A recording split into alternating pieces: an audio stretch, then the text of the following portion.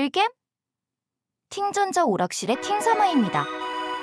우선 오프닝 영상 보고 다시 이야기하도록 하겠습니다.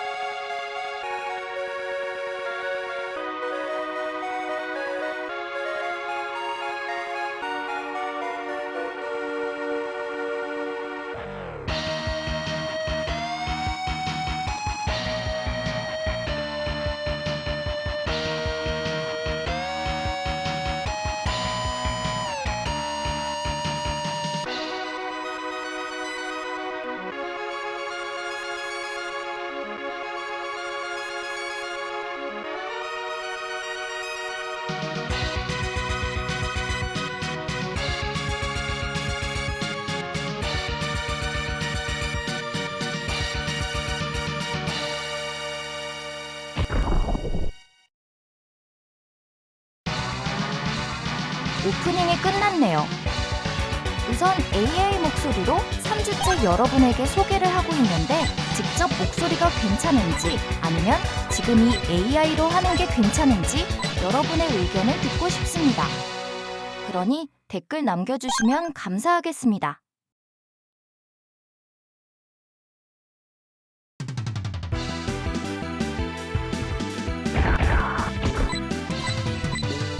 오늘도 게임기에서 플레이가 되는 개발 중인 게임을 가져왔습니다. 솔직히 저도 처음 보고 의심했습니다.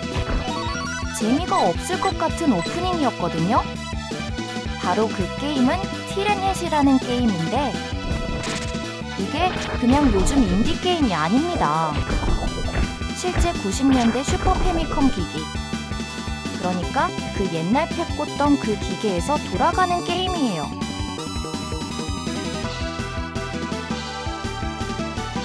어디서 많이 본 것 같죠? 사실 슈퍼 패미컴으로 나온 게임이라 사운드나 그래픽이 다 어디서 많이 보던 그런 느낌.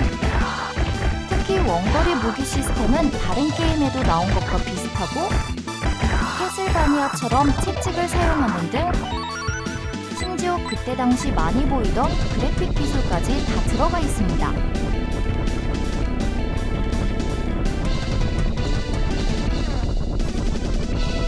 30분 동안 이 게임을 플레이했습니다. 솔직히 기대는 안 했는데 왜인지 끝날 때까지 플레이를 했네요. 왜 이 게임을 이렇게 오래 하게 된 건지는 영상을 보시고 판단하셔도 될 것 같습니다.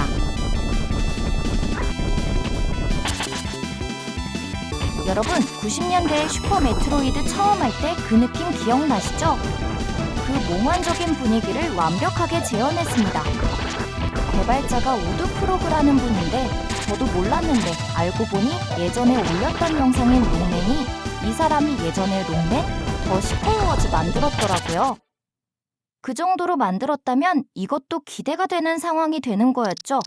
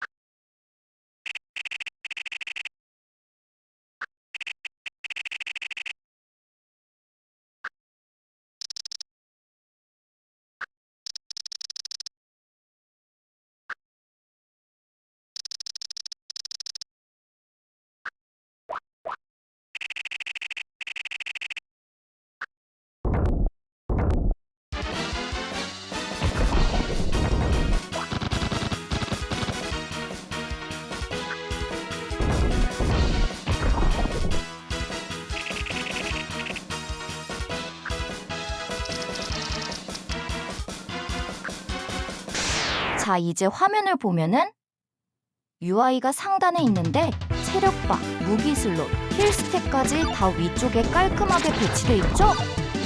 이거 슈퍼 메트로이드나 악마성 드라큘라의 그 전형적인 명장 UI랑 비슷합니다. 뭐 예전 게임들은 거의 비슷하긴 했죠? 하다 보니 정말 여러 가지 게임들이 생각이 나기는 했지만 정말 게임은 잘 만들었더라고요.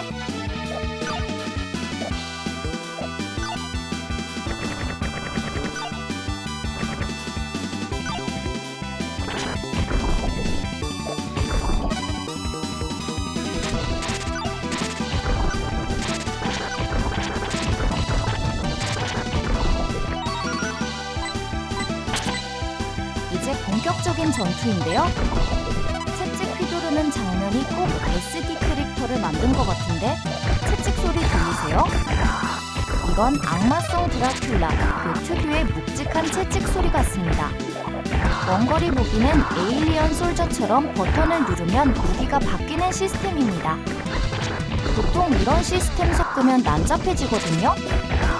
근데 얘는 다릅니다. 각각의 상황에 따라 잘 선택하여 잡으면 쉽게 잡히더라고요.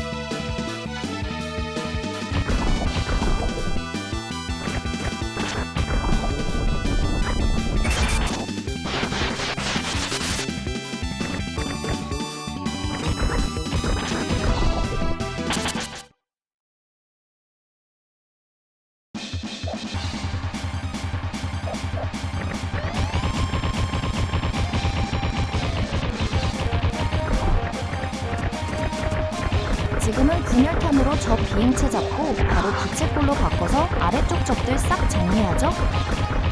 해외 포럼에서 왜 이 게임을 올해 홈브루라고 하는지 알겠더라고요. 90년대 게임기 스펙을 한계까지 끌어내서 만든 것 같은 느낌이 좀 들었습니다.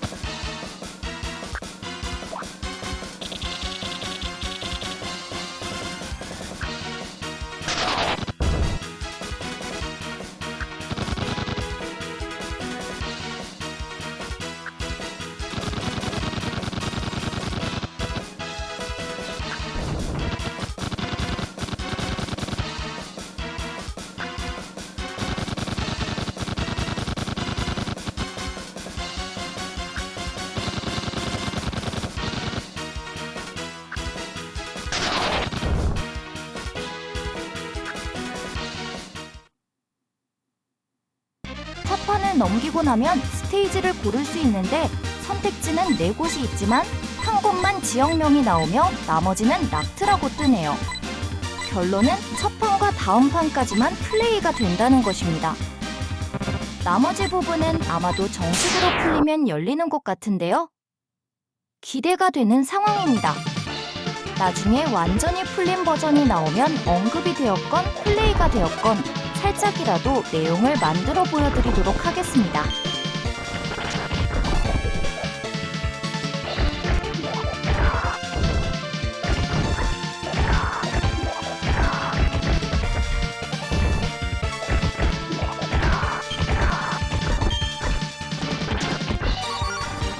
플레이어인 저도 패드를 잡고 버튼을 쉽게 어떤 버튼이 어떤 거다라는 것이 바로 인식이 안 되는 그런 느낌은 있었지만 하다 보니 어느 정도는 잘 되더라고요.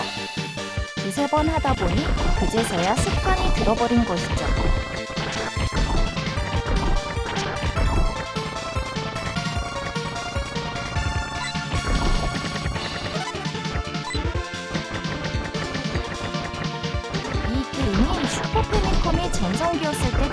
있었으면 대박까지는 아니더라도 어느 정도 플레이어들에게 유명해졌을 것 같습니다. 여러 액션 게임처럼 점프하고 공격하고 마법으로 발사하고 거기다가 벽을 타고 점프 후 대쉬 그리고 구르기까지. 간단한 조작으로 하는 액션이지만 은근히 흥분하게 만들어놔서 생각보다 몰입을 하게 되더라고요. 단순히 정만 쏘는 게임이 아니라 상황에 따라 커맨드를 사용해라 이거죠.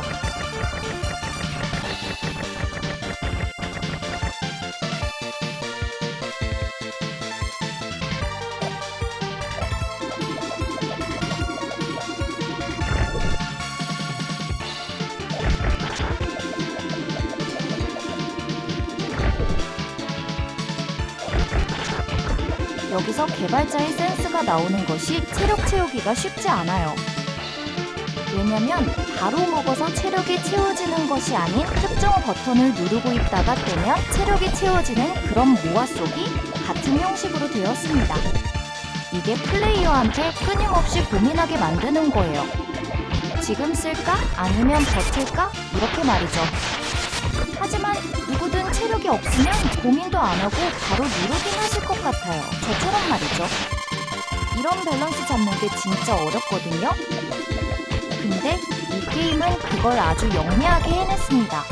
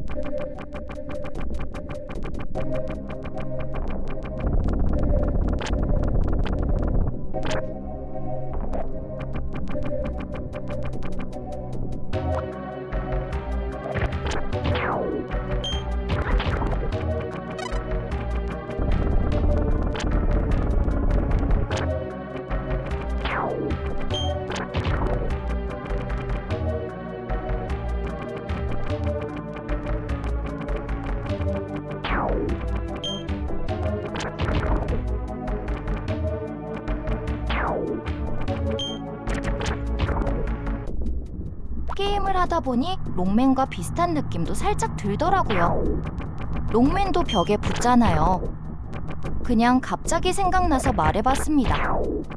이 게임을 하면서 시스템만을 이야기했지만 그래픽을 좀 이야기하자면 살짝 여러 가지로 연출이나 주인공 캐릭터의 난감한 표정의 그래픽 등이 어디서 많이 보던 그런 그림인데? 라고 생각했습니다.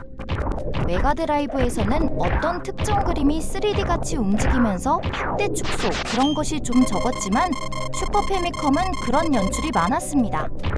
그래서 그런지 많이 봐왔던 느낌이라 크게 와닿지는 않았지만 이걸 일반인이 만들어냈다는 것이 더 신기했습니다.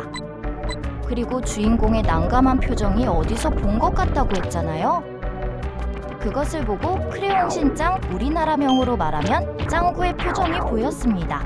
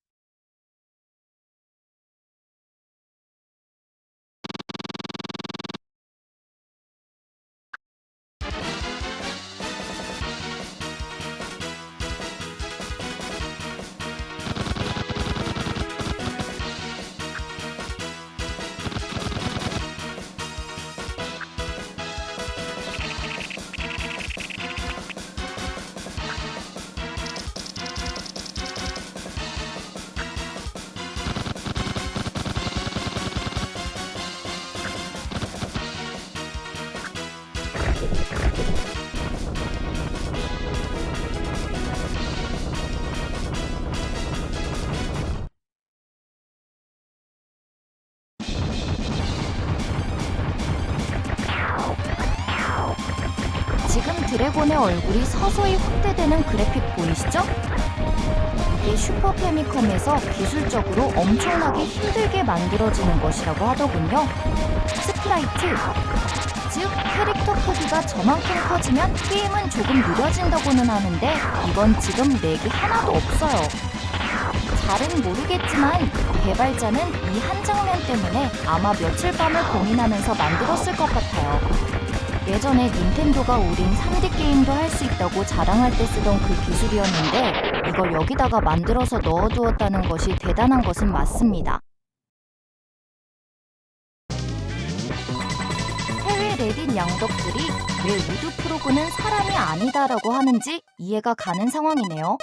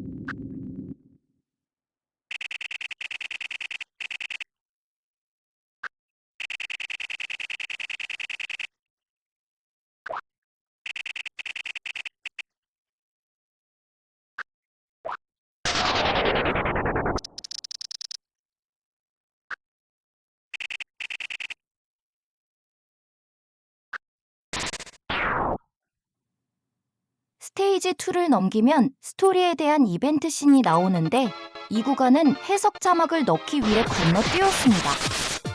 이것이 끝나면 다시 스테이지 고르는 거나 데모 버전이라 더 이상은 플레이가 안 됩니다.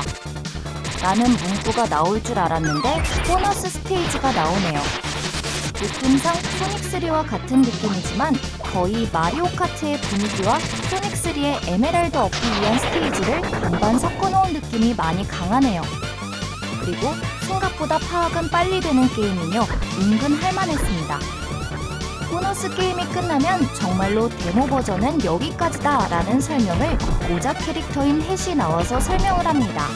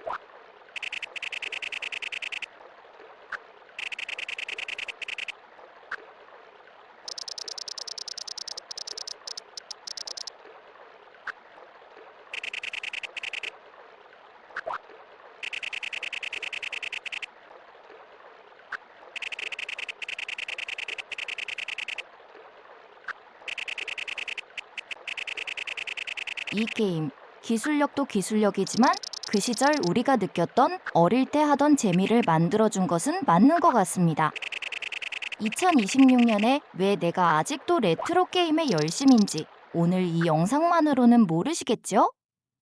아마 직접 하시면 은근히 빠져드는 본인을 보실 것입니다. 여러분은 오늘 영상 보면서 어떤 구간이 제일 눈에 띄던가요? 댓글로 꼭 남겨주시고요.